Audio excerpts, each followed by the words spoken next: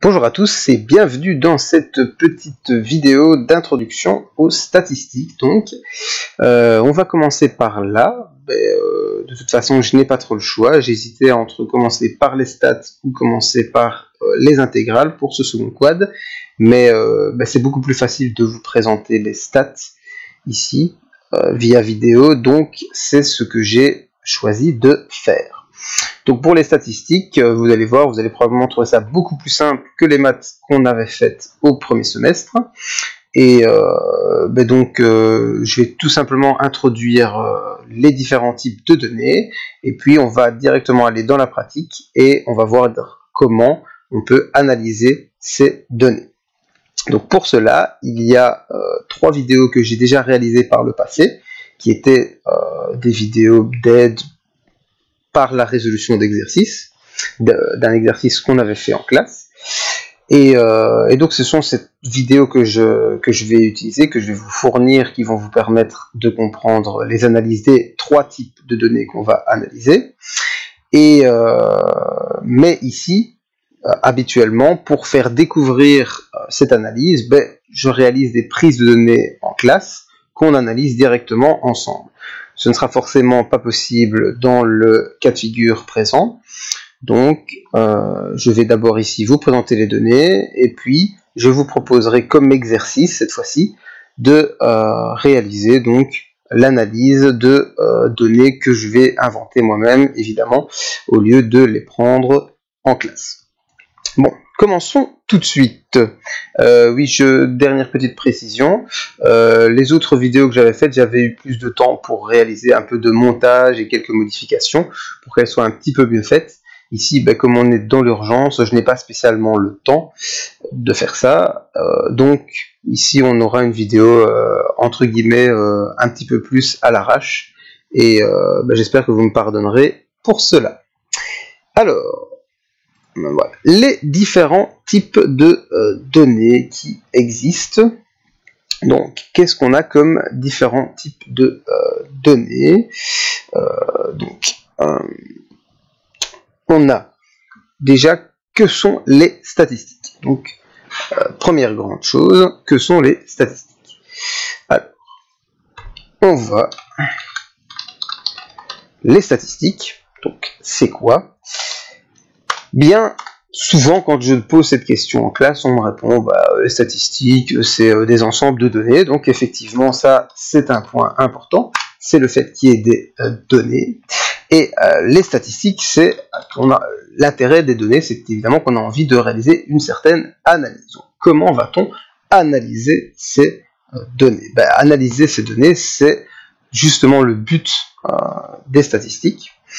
Et dans le cadre de notre cours, qu'est-ce qu'on va faire? On va simplement analyser des statistiques qu'on dit descriptives. Parce que un autre point intéressant des statistiques qu'on ne va pas aborder ici dans notre cours, puisqu'on n'a pas le temps, c'est l'inférence, c'est-à-dire de pouvoir, à partir de certaines données statistiques, pouvoir déterminer si, par exemple, des données avec lesquelles on travaille correspondent bien à une certaine population ou différentes autres choses. Mais dans le cadre de notre cours, on va s'arrêter à l'analyse de données, donc on va effectuer ce qui s'appelle des statistiques descriptives.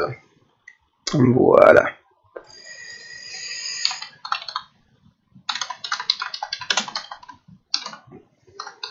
Les statistiques descriptives. Comme leur nom l'indique, ce sont des statistiques qui vont nous permettre de décrire les données. Donc décrire les données, on va d'abord, pour chaque type de données, on va effectuer les mêmes opérations, c'est-à-dire qu'on va mettre les données dans des tableaux de données. On va ensuite créer et construire des graphiques qui vont nous permettre de pouvoir observer ces données d'une manière différente. Et enfin, on va calculer plusieurs paramètres statistiques qui vont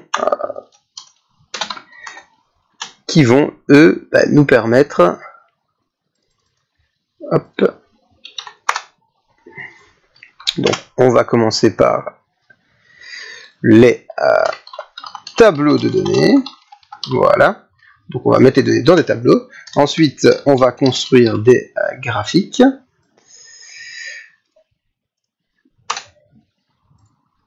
Et enfin, on va déterminer des paramètres statistiques qui vont nous permettre de pouvoir tirer certaines conclusions sur les données.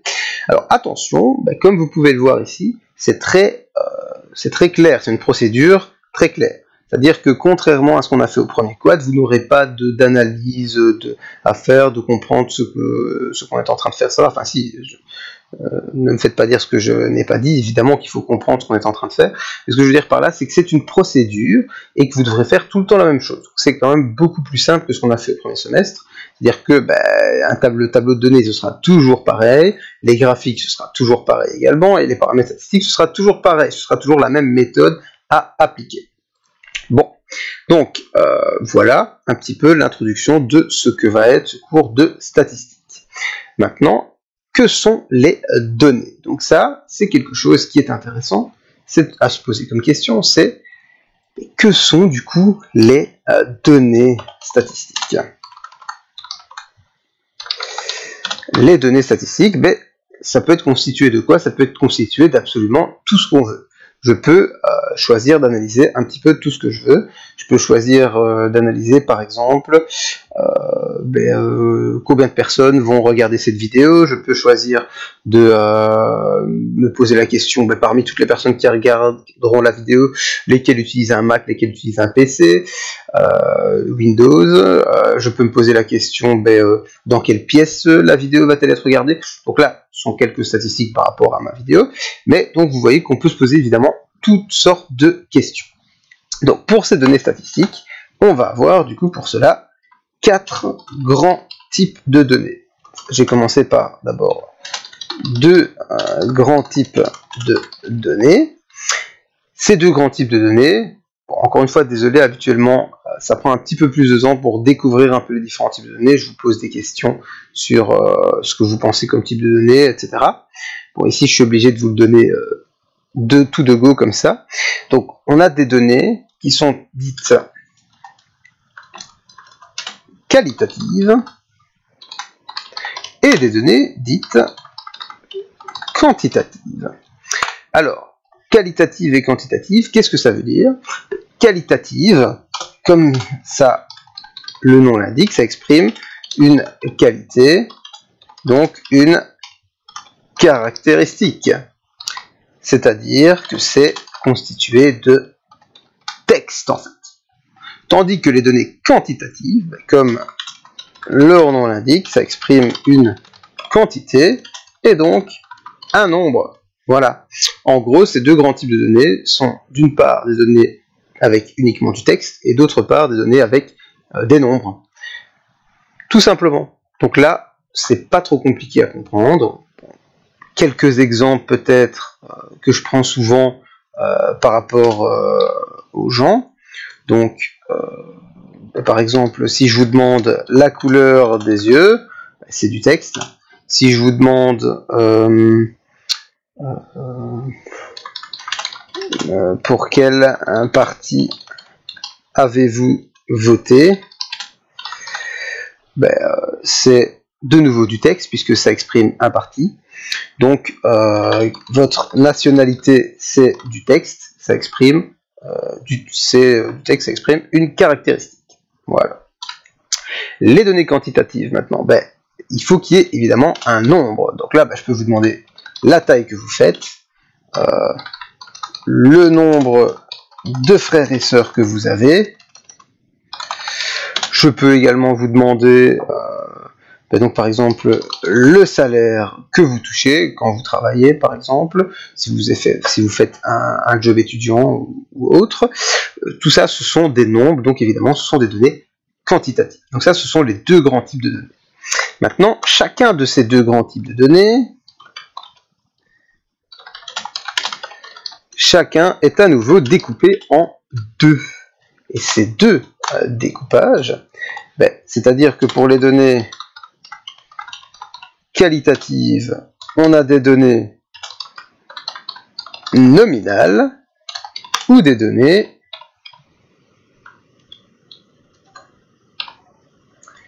ordinales.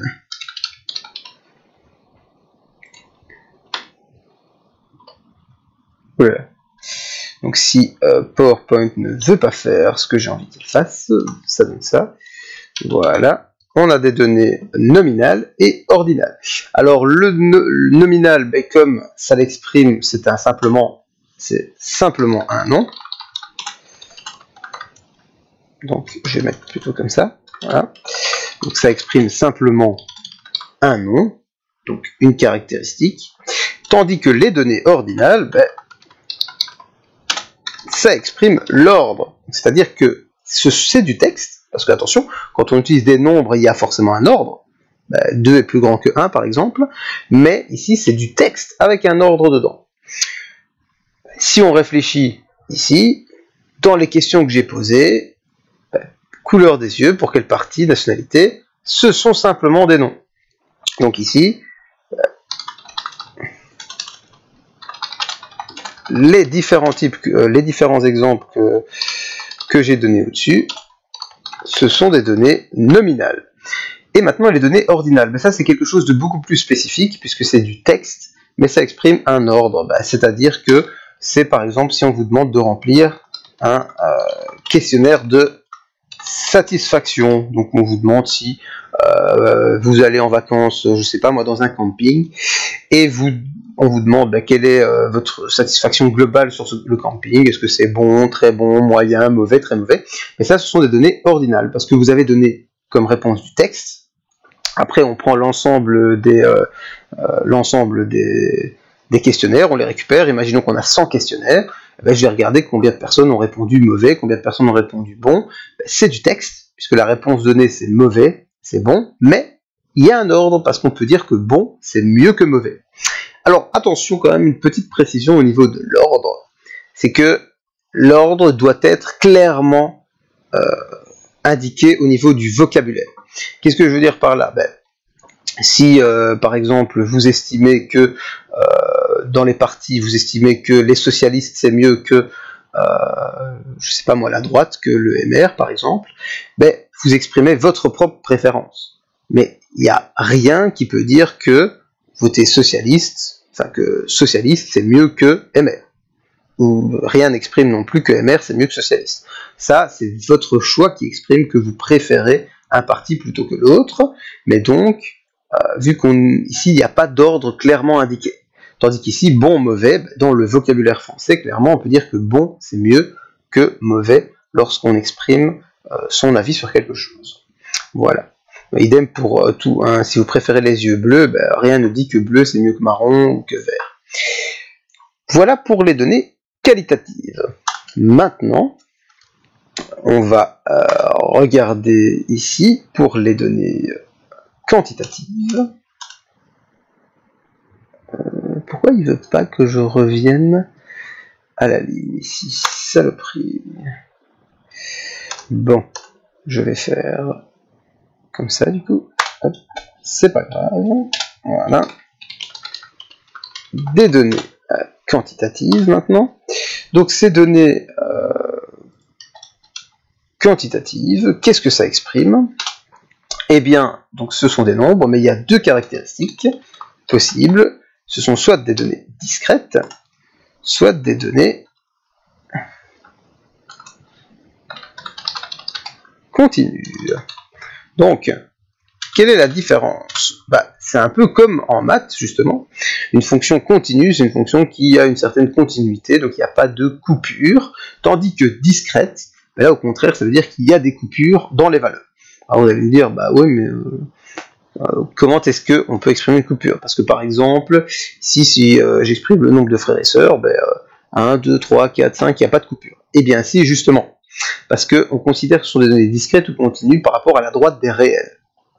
Donc la droite des réels, c'est tous les réels possibles, et donc la question se pose de savoir si toutes les valeurs sont possibles comme réponse, peu importe l'intervalle, bien entendu, si on va jusque 100 au maximum, ça ne veut pas dire que toutes les valeurs entre 0 et 100 sont pas possibles, elles sont peut-être possibles, et donc les données sont quand même continues. Ce n'est pas une question de limite, simplement c'est une question de se dire est-ce que toutes les valeurs réelles dans un certain intervalle sont possibles ou pas. Et en l'occurrence, le nombre de frères et sœurs, justement c'est un nombre, c'est-à-dire qu'on peut avoir 0 frères et sœurs, 1, 2, 3, 4, 5, 6, etc. Mais donc là, on est dans un cas de données discrètes, puisqu'il y a un écart, clairement, entre les différentes valeurs possibles. Donc 1,5 n'est pas une valeur possible, donc ce sont des données discrètes. Alors les données continues maintenant, la taille, vous allez me dire, la taille, c'est pas forcément continu, puisqu'on dit qu'on fait 1m74, 1m75, 1m76, on ne considère pas qu'on fait 1m,74234 par exemple, donc les valeurs entre 1m74 et 1m75 ne sont pas forcément données. C'est vrai, mais on pourrait au final les calculer précisément, on pourrait mesurer les gens très précisément, et donc pour une taille, toutes les valeurs sont possibles en réalité. Ce qui veut dire qu'on peut considérer ça comme des données continues. Et alors le salaire, je l'ai mis là parce que c'est très particulier, il peut être considéré comme discret ou continu. Oui, parce que là, quand on reçoit un salaire, on est limité aux centimes. C'est-à-dire que je peux recevoir par exemple 1850 €,02, je ne peux pas recevoir 1850 €,025. Ça n'existe pas. Donc, on pourrait considérer que c'est discret, puisqu'on a une certaine limite, et on a des valeurs qui sont impossibles dans la droite des réels. Cela dit, il y a tellement de valeurs possibles qu'on considère quand même en pratique que ce sont des données continues. Et pour travailler avec, on considère que ce sont des données continues. Et donc, parfois, des données qui pourraient être considérées comme discrètes sont en fait considérées plutôt comme continues pour avoir plus facile à travailler avec ces données-là. Voilà. Donc voilà pour les données. Et maintenant, je vais vous demander directement un petit exercice sur ces types de données. C'est-à-dire que je vais vous demander de me donner le type de données des différentes données suivantes. Donc le nombre de pièces dans une maison. Ensuite, donc l'âge d'une personne. Voilà. La durée de conservation des produits. Ensuite,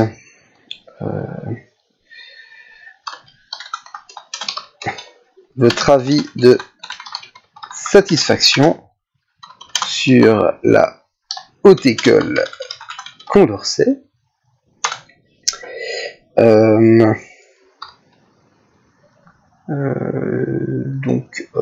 Je réfléchis. Oui, voilà, j'ai pensé à tout ce que j'avais prévu. Ah oui, si, c'est ça. La couleur de la voiture. Et enfin, ah oui, c'est vrai, le salaire, habituellement, je le donne ici. C'est pour ça que je suis légèrement perturbé. Le temps de trajet jusqu'à l'école. Voilà, donc là, vous êtes libre, donc essayez souvent de procéder comme ça avec les vidéos, puisque en classe, je ne peux pas faire comme en classe, c'est-à-dire je ne peux pas vous donner un exercice, vous laissez faire l'exercice et ensuite le corriger. Ici, avec mes vidéos, je suis un petit peu obligé, vous me direz, je pourrais vous donner la correction plus tard, mais c'est beaucoup plus simple de réaliser une seule vidéo où vous avez la correction à la fin, et vous êtes donc totalement libre de mettre sur pause, de réfléchir à la question que je vous ai posée ici, d'essayer de la résoudre, et ensuite d'écouter la correction qui va venir maintenant. Donc, la correction de ce petit exercice. Donc ici, on est dans un cas de donner le nombre de pièces dans une maison. On a un nombre précis de pièces, c'est-à-dire qu'on peut avoir une pièce, 2 pièces, 3 pièces, 4 pièces. On ne peut pas avoir 3 pièces et demie. Donc ce sont des données quantitatives discrètes. Alors quantitative, évidemment, je n'ai pas précisé pourquoi, mais c'est parce que c'est un nombre, ce n'est pas du texte, c'est bien un nombre. Alors l'âge d'une personne, quand on donne son âge, on dit j'ai 20 ans, j'ai 21 ans, j'ai 22 ans. Alors vous allez me dire, oui, mais c'est comme la taille, on pourrait être plus précis. Mais à ce moment-là, j'aurais dit la durée de vie, ou etc. Si je voulais une valeur très précise, comme par exemple, j'ai 20 ans, 3 mois, 20 jours, 6 heures, 42 minutes et 37 secondes, là forcément, j'aurais demandé plutôt une durée de vie. Quand on donne un âge, c'est un nombre entier. Donc ce sont également des données quantitatives discrètes.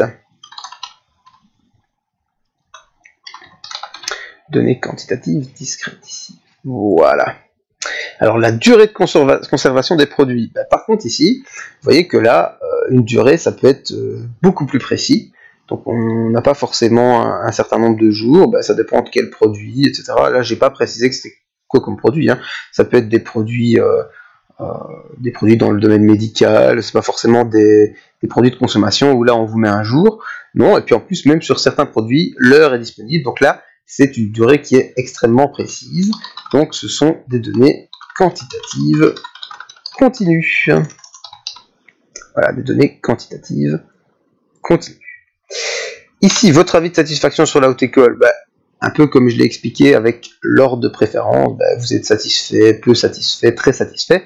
Donc là, ce sont évidemment des données qualitatives ordinales, puisqu'il y a clairement un ordre dans la satisfaction que vous allez exprimer. C'est un peu le seul exemple de données ordinales qu'on a. Après, on peut considérer par exemple, lorsque vous mettez une cote sur TripAdvisor ou sur ce genre de choses, lorsque vous mettez un certain nombre d'étoiles, on peut dire que c'est un nombre, mais en réalité, c'est plutôt ordinal comme avis. Si vous répondez 4 étoiles, on sait que c'est mieux que 3 étoiles, mais ça ne correspond pas réellement à un nombre au sens scientifique du terme. La couleur de la voiture, là, c'est du texte, puisque c'est une couleur, et donc ce sont bien des données qualitatives, et il n'y a pas forcément de préférence dans les couleurs, il n'y a pas d'ordre, donc ce sont des données nominales. Et enfin, le temps de trajet. Jusqu'à l'école, le temps de trajet, c'est un temps, c'est une durée, c'est un nombre, donc ce sont des données quantitatives, et là, le temps de trajet peut varier très fort pour tout le monde. Alors, vous allez me dire, il n'y a personne qui met normalement 6 heures pour venir à l'école, mais même si on ne dépasse pas un certain temps, dans l'intervalle de temps disponible, toutes les valeurs sont possibles, donc ce sont des données quantitatives continues. Voilà pour ce petit exercice sur les différents types de données. Alors pourquoi c'est important de bien reconnaître les types de données? Parce que, comme vous allez voir dans les autres vidéos, au niveau de l'analyse, c'est un petit peu différent. C'est-à-dire que si on a des données discrètes, on a un type de graphique qui est différent des données continues. Donc c'est très important de parvenir à bien reconnaître le type de données avec lequel on travaille avant d'effectuer l'analyse statistique. Bien, donc ça va être la fin de cette petite vidéo d'introduction. Vous avez pour ce premier cours ici une première vidéo sur les données nominales à regarder, ainsi qu'une première vidéo sur les données discrètes. Voilà, la vidéo sur les données continues, vous n'êtes pas encore obligé de la regarder, c'est pour la fois prochaine. Par contre, vous devez regarder donc la vidéo qui décrit l'analyse de données nominales et l'analyse de données discrètes. Donc, nominale d'abord et discrète ensuite. Ainsi que une vidéo que je vais rajouter sur des données nominales qui constitue en fait un exercice pour vous, puisque vous devez réaliser une analyse de données nominales. Voilà. Pour l'exercice, donc, même principe qu'ici, je vous donne l'énoncé, puis essayez vous-même de faire l'exercice, c'est vraiment un conseil que je vous donne, parce que si vous ne le faites pas, forcément vous aurez plus de mal par la suite, donc faites l'exercice, essayez de le faire par vous-même, et ensuite regardez la solution. Pour les données nominales, on ne fera qu'un exercice. Ensuite, pour la semaine prochaine, on aura un exercice sur les données discrètes, ainsi que les données continues et un exercice sur les données continues. Et la semaine suivante, on fera encore, enfin la semaine suivante, les 3 heures suivantes, on fera encore des exercices sur des données discrètes et continues. Voilà. Dernière précision, à l'examen, vous aurez une analyse de données à faire, et ce sera forcément des données discrètes ou continues. Ce qui ne veut pas dire que je ne peux pas poser des questions spécifiques sur les données nominales, donc ça ne veut pas dire que vous ne devez pas savoir ce qu'il faut faire avec les données nominales, ça veut dire que l'analyse de données que je vous demanderai, ce seront des données discrètes ou continues. Voilà, c'est la fin de cette vidéo-ci. Je vous souhaite un bon travail pour la suite, dans les circonstances qu'on connaît. J'espère que vous allez bien de votre côté, et je vous souhaite le meilleur à tous, en espérant évidemment qu'on puisse se revoir tous ensemble très bientôt. Au revoir.